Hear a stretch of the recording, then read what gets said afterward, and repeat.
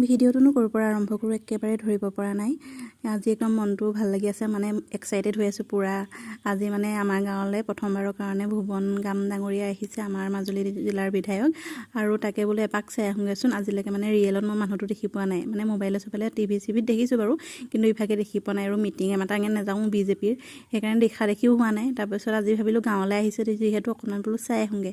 এয়া নামঘৰতে গোটেই মানুহখিনি গোট খাইছে, কিছুমান আহিছে কিছুমান গৈছেগৈ, মানে সময়টো অকণমান খেলি মেলি হোৱাৰ কাৰণে। আৰু এইফালে বিজেপিৰ মানে মানুহকেইজনমান আহি পেলাই সেই মানে পঠাই দিছিলে আগতীয়াকৈ, অকণমান দেৰি হ'বৰ কাৰণে। এইফালে ধুনীয়াকৈ ভাষণ চাখন দি আছে। আৰু এতিয়া দাদা দুজনে মানে গান গাব, আপোনালোকে শুনকচোন, ইমান ধুনীয়াকৈ গাইছিলে গানটো।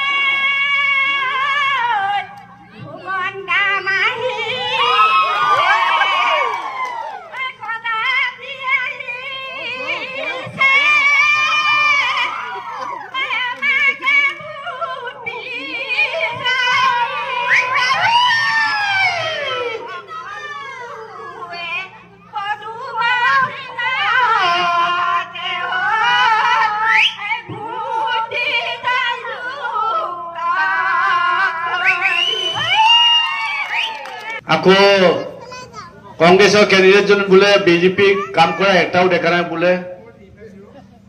এই বিজেপিৰ বনোৱা ৰাস্তাতে তেখেত গৈ আছে, এটাও দেখা নাই বোলে। খুচৰি খুচৰি গৈ যোনটো বেয়া ৰাস্তা সেইখিনিতে ভিডিঅ' বনাই। আপোনালোকৰ তাত আহিছিলে নাই?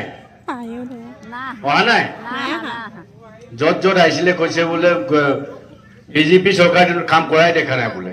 সিহঁতি নকৰা ফালে যায় আকৌ,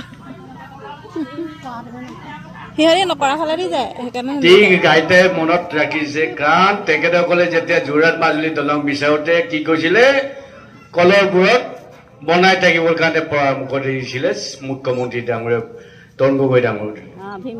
এইটো আইতাই মনত আছে দেখোন। এইটো সময়ত টিভিত যে পুৰা পালি আছিলে, হয় নহয়? মই আকৌ আইতা মনত নাই বুলি ভাবিছিলো।